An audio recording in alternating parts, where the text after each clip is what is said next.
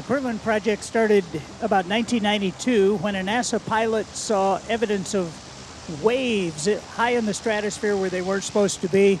He was a weekend glider pilot, and he said to himself, I'm going to go soar those waves. So in 1992, the dream started. It's continued with a Perlan 1, which was a standard production DG glider, a DG 505M, and they took the M off, which was the motor, and they put in a liquid oxygen system to support pressure suits, borrowed pressure suits from NASA.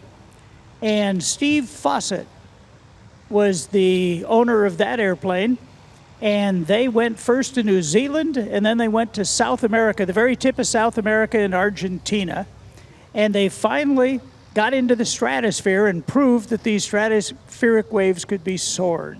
And they made it to 51,000 feet in a glider. The pressure suits, though, as they flew higher and higher, expanded, and they began to look like the Michelin Man. They actually pushed the fuselage of the airplane a couple of inches wider, and the pilots were getting where they could no longer reach up and grab a switch on the instrument panel because the pressure suits kept inflating. The NASA pressure suits were really emergency get-down suits and were not designed for constant flight.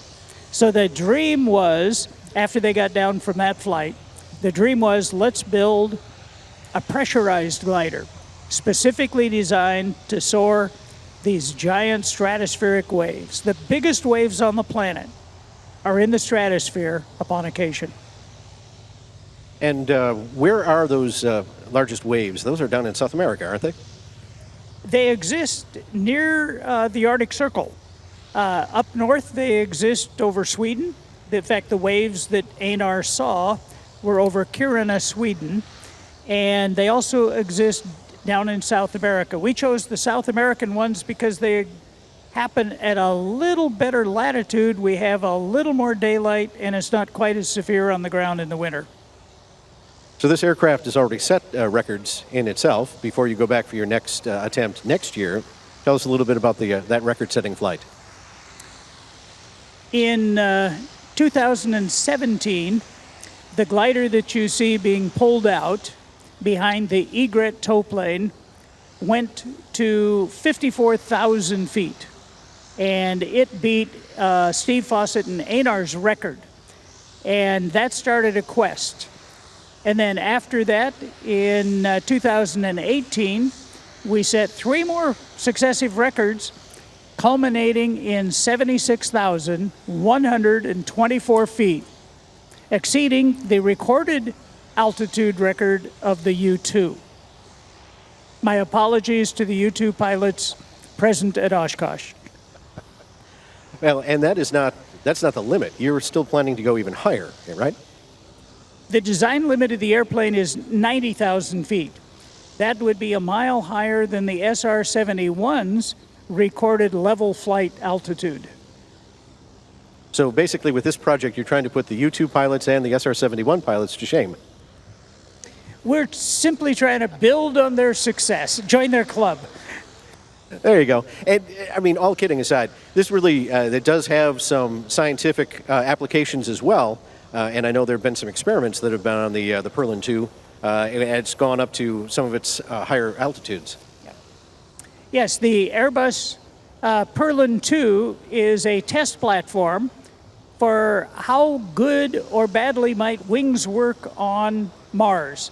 When we get to 90,000 feet, we'll have less than 2% atmospheric pressure, minus 70 degrees centigrade, and that's the same as Mars. So the Airbus Perlan Mission 2 is a test platform. How good or how bad will the wings be?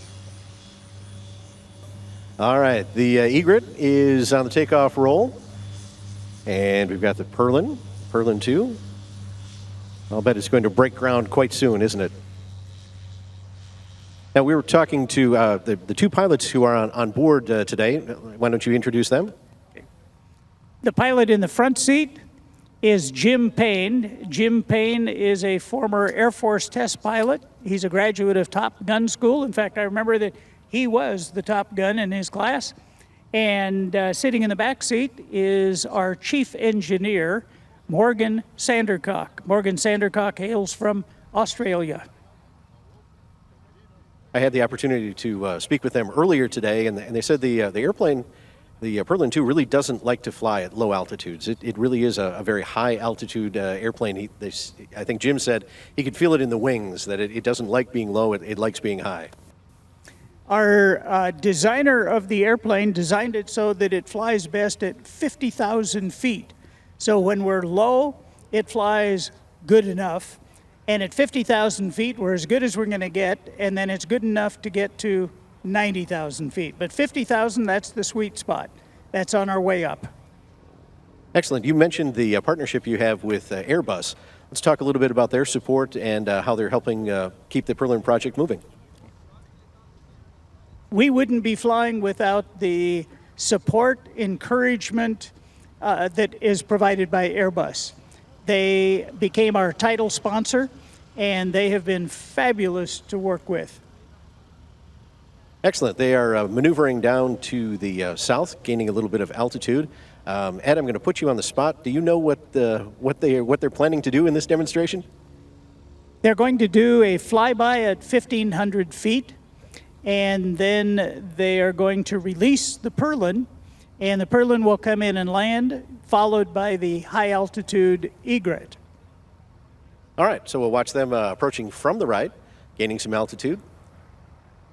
Of course, EAA is known for experimental aircraft, and this is a very high-tech design. Tell us a little bit about the construction of the airplane, weights and sizes, things like that. This is a 2,000-pound gross weight takeoff, about 1,500 pounds empty. It is built of carbon fiber, pre-preg carbon fiber. Our designer said that if we use pre-preg carbon fiber, we wouldn't be spatulaing on as much of the epoxy, and that saves quite a bit of weight. It is stressed to +6, -3 Gs. It is pressurized with a simple pressurization method. We simply put the hatches in and don't let any air out.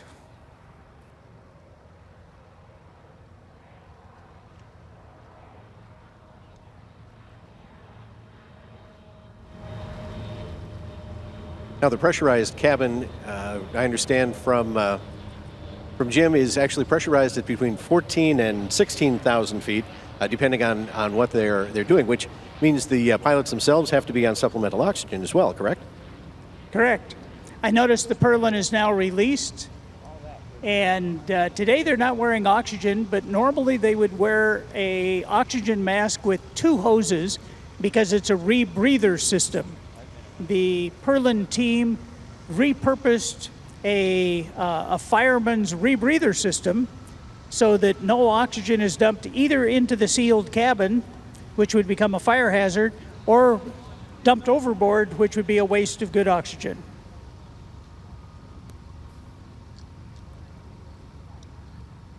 All right, a little bit about the Grobe Egrett.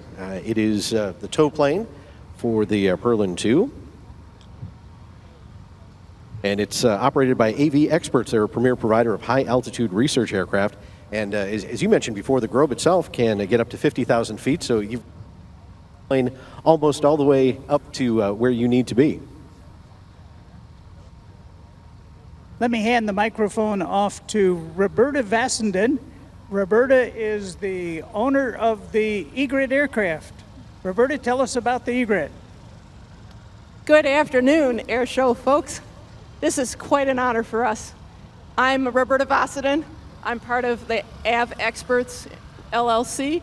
We're out of Denison, Texas, North Texas Regional Airport. We fly the Grobe Egrett.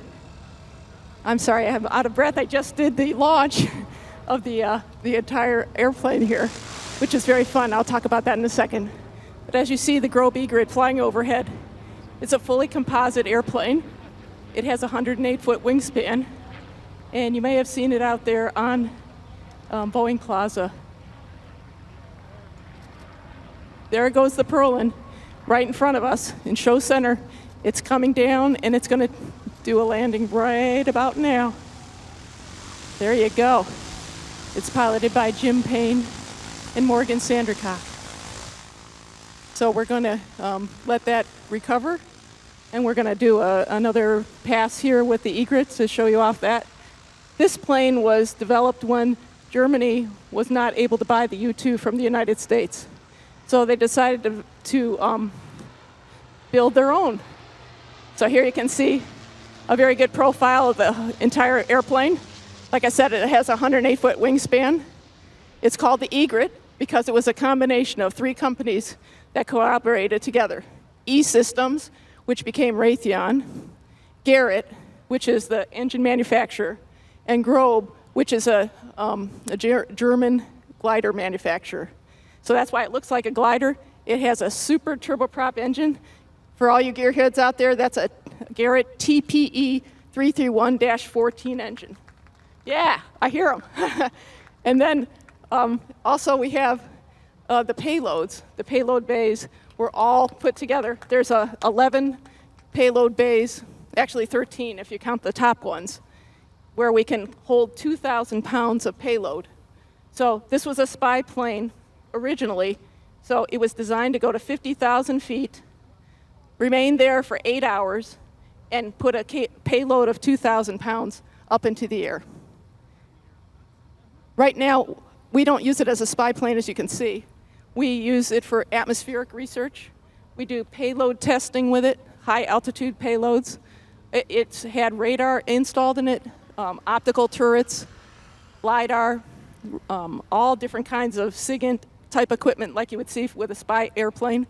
And now we have this brand new Airbus project that we're very excited to tell you about.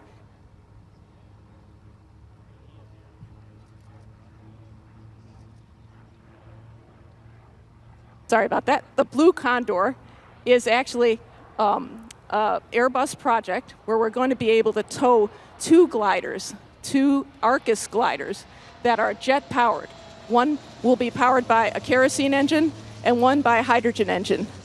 This Egrett will tow both of them up into altitude and have an amazing amount of instrumentation put on board by the DLR, which is NASA's the Germans' equivalent of NASA.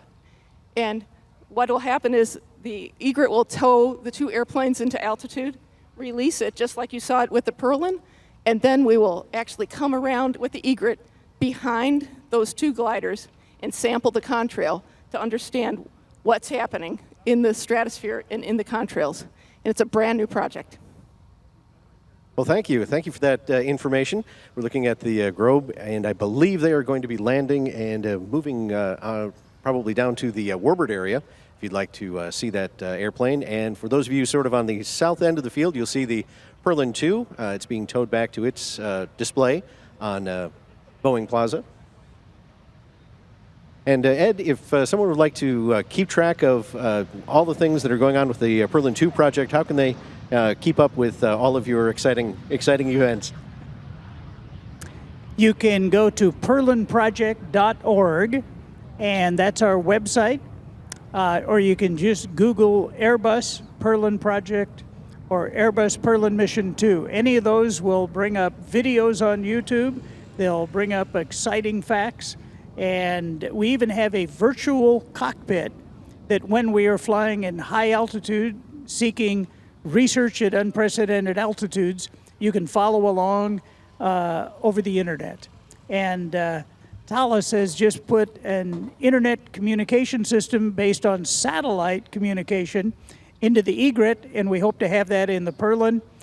And we will have communications real time with video. Excellent. Thank you very much. Ed Warnock, CEO of the Perlan Project. And Roberta, thank you for joining us as well. Tell us a little bit about the Egrett. I see it is coming in for landing. And in just a moment, that large airliner that is behind the Egrett is going to be our next star on stage. So let's toss it back upstairs to Dave Keim, Luke Carrico, and Rob Lowe. Guys, take it away. All right, Steve, thank you so much.